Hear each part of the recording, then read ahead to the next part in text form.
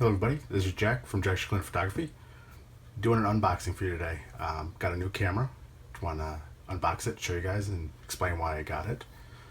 So here we go.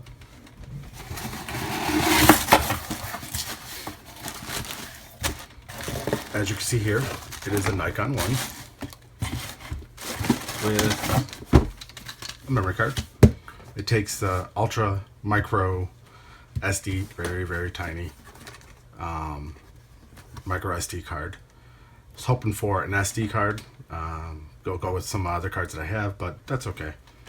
And this is the J5 model. Put it up. Away.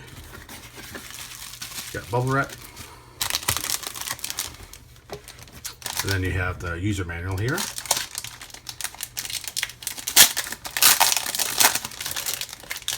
And they usually give you more than one for different languages. English, different languages. Put that aside. You have a warranty with it, 5-year protection. Now I got this, you can only get this model as a kit with a lens. Let's see what else is in here. Looks like a battery charger. Strap. Cord for downloading the video or downloading the pictures from. Looks like a micro SD. And a very tiny battery because it's a very tiny camera. Here is the lens.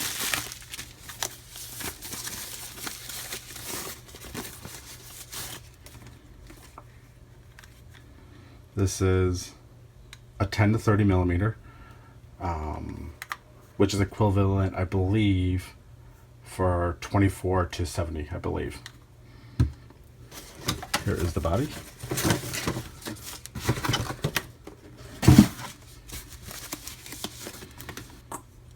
And there is the front. The back. When I say this, let me clear my battery here. When I say this is a tiny camera, let me compare it to my Nikon D800. So this is Nikon D800. I use this as a secondary camera. Primarily I use a D810, but that's what I'm using to record this video. So if you put the two together, I mean, it's monstrous comparatively. Look how tiny that is. Very small.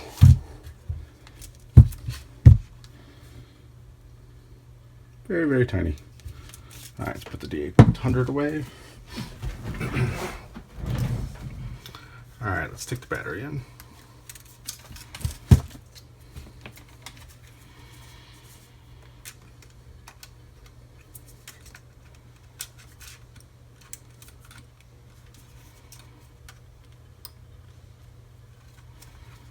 It would help if you put the battery in the correct way.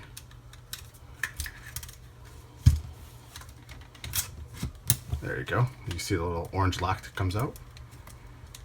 Close it back up. See if we can get this thing a little power. And it's booting up to a menu. One of the things I really liked about this camera is that it does have a completely flip up lens like that. LCD screen, which is really cool. It'll come in handy with doing videos and the different articulating mount that it has. You can do quite a bit with this. Which is really cool. That's one of the reasons why I liked it. Other thing I like about it is it's small. I wanted a small camera for traveling around. I'm about to go on a trip to Mexico. I didn't want to carry my big rig around with me. I wanted something small that will also take really good shots. That way I could still use it for some of my fine artwork. That's what I'm hoping, at least. We won't know for sure until I actually use the camera and see what it looks like. You could shoot JPEG or RAW. Of course, I'm going to shoot RAW because I shoot everything in RAW as much as possible. So this is going to be, I think this is going to be a good little travel camera for me and walk around camera. And I have wedding season coming up in a few months, and I did not want to risk taking my rig traveling for a non-paying job to to accidentally damage it and something happened to it, and then I'm trying to get it repaired before I have my weddings I'm shooting coming in the upcoming season, or I would have to rent another body, and I don't like going to a wedding just with one camera body, so just using my D800 for the backup wouldn't be good enough because I like to keep two bodies on me, and a lot of times during a wedding, most of the time I'm shooting with both bodies anyways. So, but that's primarily the reason why I got this little camera. Let me mount the lens on it.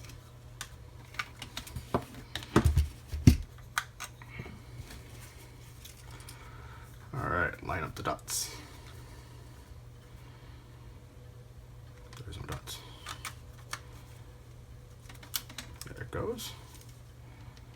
I'll have to go through the menus and going through and set it up and everything like that. So I'll do a full review after my Mexico trip to give more of my thoughts on what I liked and disliked about the camera, and if I feel I could use it for professionally for my fine artwork that I do shoot and sell. Here's some of the specs for the camera.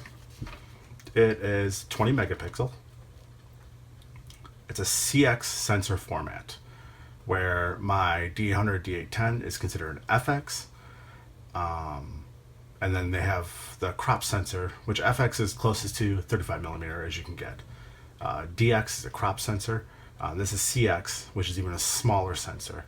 The sensor size on this CX is 13.2 millimeter by 8.8 millimeter. Compare that to a full frame camera, which is 35 millimeter by 24 millimeter. So quite a difference in size there. Storage is the micro SD, like I said. ISO range is 160 to 12,800, which is a pretty good ISO range, especially for such a small little camera. It can do 4K video, but only at 15 frames a second, which isn't the greatest way to shoot. At least that's not the way I shoot video. And you could do full HD video at 60 frames a second, which is more of what I shoot when I do these videos for YouTube and stuff like that. So, like I said, I'll give you more info after my trip next week to see how well this camera performed and if I could use it in what I call a professional capacity. So looking forward to giving you guys that review. Thank you for watching.